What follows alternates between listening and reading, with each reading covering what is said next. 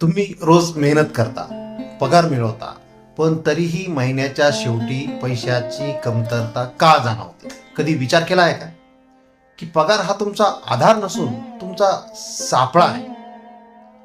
आज आपण उलगडणार आहोत सॅलरी ट्रॅप. का सिस्टम तुम्हाला कायम गरीब ठेवते? तर या विषयावर सविस्तर बोलूया. नमस्कार मित्रांनो, आज आपण बोलणार आहोत एका अशा विषयावर जो प्रत्येकाच्या आयुष्याला स्पर्श करतो, पगाराचा सापळा. शाळेतून करिअरपर्यंत आपल्याला शिकवलं जातं की नोकरी करा, पगार घ्या आणि आयुष्य चालवा. पण हा पगारच तुमच्या आयुष्याचा सर्वात मोठा धोका ठरतो. कसं? एकाच पगारावर अवलंबून राहणं. बहुतांश लोक हा एकाच पगारावरती, इन्कमवरती अवलंबून राहतात. एकच उत्पन्नाचा स्रोत म्हणजे एकच धोका. नोकरी गेली तर आयुष्य थांबतं. पगार वाढतो पण खर्च वाढतात. महागाई ही वेगाने धावते, पगार मात्र हळूहळू वाढतो. राईज मिळाली तरी खर्च वाढलेले असतात, म्हणून काही उपयोग होत नाही. आणि लाईफस्टाईल इन्फ्लेशन आहेच.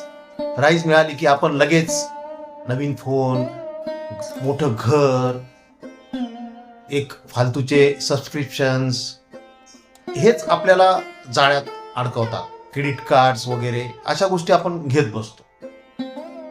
आणि टॅक्सेस. एम्प्लॉईज आधी टॅक्स भरतात, बिझनेसमन आधी गुंतवणूक करतात. हाच फरक आहे. श्रीमंत आणि गरीब यांच्यातील अंतर आहे. Time versus value. पगार म्हणजे 40 तासांचा व्यापार, पण श्रीमंत लोक सिस्टीम तयार करतात, जे त्यांच्या झोपेतही काम करत असतं. जसं की एक सत्यता सांगतो की job security is equal to financial security. एक ईमेल, एक रिसेशन, एक रिस्ट्रिक्शन आणि तुमचं आयुष्य लगेच थांबतं. कर्जाचा सापळा. जसे की क्रेडिट कार्ड्स आहे, कार लोन्स आहे, होम लोन आहे, इतर प्रकारचे पर्सनल लोन, हे सगळं तुम्हाला उद्याच्या पगारावर जायला भाग पाडतं आणि इथंच तुम्ही अडकता. त्याच्यानंतरचं आहे रिटायरमेंटचं इल्युजन. 40 वर्ष काम करा आणि मग आयुष्य एन्जॉय करा, पण तेव्हा तुमची सर्वोत्तम वर्ष संपलेली असतात, है ना. त्यावेळेस उतार वयामध्ये बाकीचे आजारपण वगैरे इतर गोष्टी मागे लागतात. तर मग याच्यातून काय मार्ग आहे का? या ट्रॅप मधून कसं बाहेर पडायचं? तर पगार मिळाला की आधी बचत करा आणि मग खर्च करा. मल्टिपल इन्कम तयार करा. लवकरात लवकर गुंतवणूक सुरू करा. म्युच्युअल फंड्स हे एक सर्वोत्तम माध्यम आहे. रिअल इस्टेट पण एक चांगली गोष्ट आहे. नवीन स्किल्स शिका, है ना, ज्याच्याकडून आपल्याला उत्पन्न वाढेल. वाईट कर्ज टाळा, जसे की पर्सनल लोन वगैरे महागडे कर्ज असतात ते टाळा. चांगले कर्ज विचारपूर्वक वापरा आणि ॲसेट तयार करा, जे तुम्हाला वारंवार पैसे देतील, है ना. पगार वाईट नाही, पण फक्त पगारावर अवलंबून राहणं धोकादायक आहे.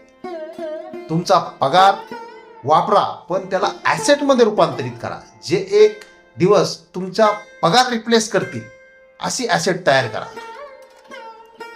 हा आहे खरा आर्थिक स्वातंत्र्याचा मार्ग. याच्यामध्ये म्युच्युअल फंडमध्ये देखील तुम्ही गुंतवणूक करून SWPच्या माध्यमातून चांगलं उत्पन्न मिळवू शकता. जर तुम्हाला हा व्हिडिओ आवडला असेल तर पुढच्या व्हिडिओमध्ये आपण बोलणार आहोत की पॅसिव्ह इन्कम म्हणजे काय आणि ते कसं तयार करायचं.